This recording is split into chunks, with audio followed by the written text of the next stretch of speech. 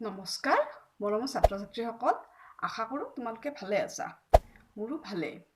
আমি যোৱাটো ভিডিঅ'ত আলোচনা কৰিছিলোঁ বিশেষণ পদ আৰু বিশেষণ পদৰ ভাগসমূহৰ বিষয়ে আহা আজি আমি এই ভিডিঅ'টোত আলোচনা কৰিম সৰ্বনাম পদ আৰু সৰ্বনাম পদৰ বিভিন্ন ভাগসমূহৰ বিষয়ে আহা এতিয়া আমি ভিডিঅ'টো আৰম্ভ কৰোঁ তোমালোকে মন কৰিবা আমি যেতিয়া কাৰোবাৰ কথা কওঁ এজন ল'ৰাই হওক বা এজনী ছোৱালীয়ে হওক ধৰি লোৱা ৰাম এজন ভাল ল'ৰা সি সদায় পঢ়ে সি শিক্ষকৰ কথা মানি চলে বা সি মাক দেউতাকৰ প্ৰতিটো কথা মানি চলে তো এতিয়া গম পাইছা কি এই চেণ্টেন্সটো কওঁতে বা এই বাক্যটো কওঁতে আমি কি প্ৰথমতে মাত্ৰ সেই মানুহজনৰ নামটো কৈছোঁ তাৰপিছত আমি সি তেওঁ বা ছোৱালীৰ ক্ষেত্ৰত তাই এইবিলাক শব্দ আমি ব্যৱহাৰ কৰোঁ এই সি তাই তেওঁ এইবিলাকৰনো নাম কি এইবিলাকৰ নামেই হৈছে সৰ্বনাম মানে সৰ্বনাম পদ বুলি ক'লে আমি ক'ব লাগিব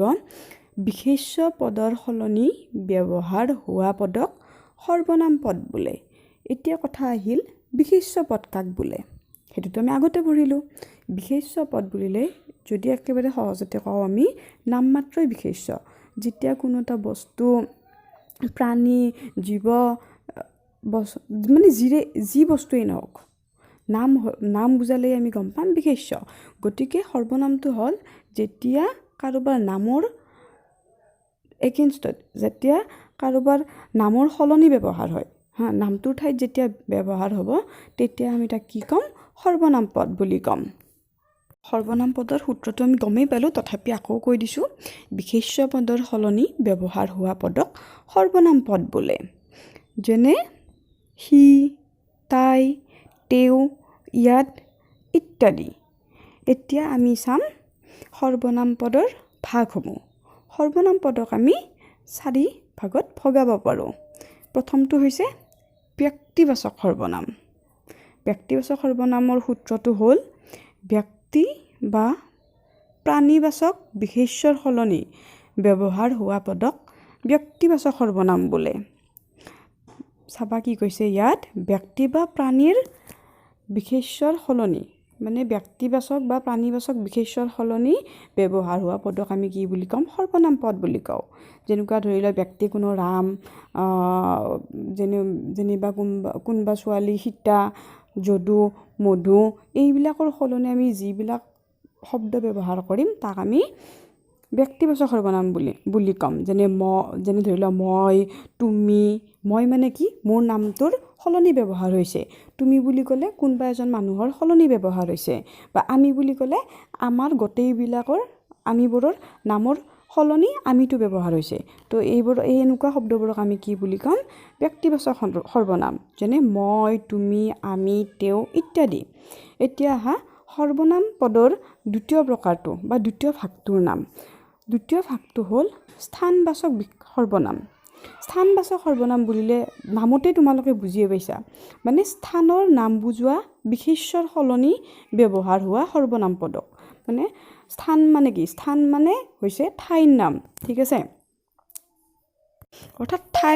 ঠাইৰ নামৰ সলনি ব্যৱহাৰ হোৱা পদক আমি স্থানবাচক সৰ্বনাম পদ বুলি কওঁ যেনেকুৱা ধৰি লওক ক'ত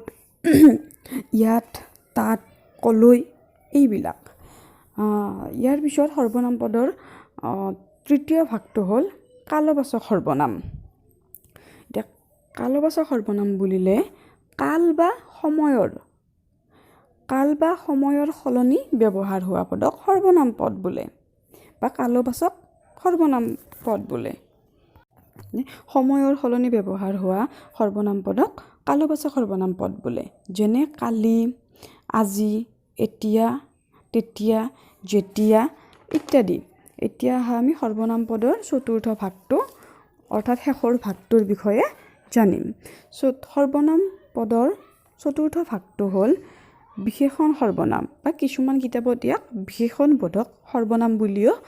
আছে তোমালোকে যিকোনো এটা লিখিলেই হ'ব ইয়াৰ সূত্ৰটো আমি জানো আহা যিবিলাক সৰ্বনাম পদ বিশেষ্য পদৰ আগত বহি বিশেষণৰ দৰে কাম কৰে অৰ্থাৎ অৱস্থা গুণ আদি নিৰ্ণয় কৰে তাক বিশেষণ সৰ্বনাম বোলে যেনে সকলো এইখন সেইখন ইমান এনেকুৱা তেনেকুৱা ইত্যাদি। আশা কৰোঁ তোমালোকে নিশ্চয় ভিডিঅ'টো বুজি পাইছা। যদি কিবা বুজি পোৱা নাই তেন্তে কমেণ্ট বক্সত মোক সুধিবা। মই নেক্সট ভিডিঅ'টোত তোমালোকক আজিৰ কনফিউজনখিনি ক্লিয়াৰ কৰিবলৈ চেষ্টা কৰিম। আৰু যদি ভাল পাইছা চেনেলটো ছাবস্ক্ৰাইব কৰিবা, ভিডিঅ'টো লাইক কৰিবা। ধন্যবাদ আৰু সদায় পঢ়ি থাকিবা। ছাত্ৰ ছাত্ৰীসকল,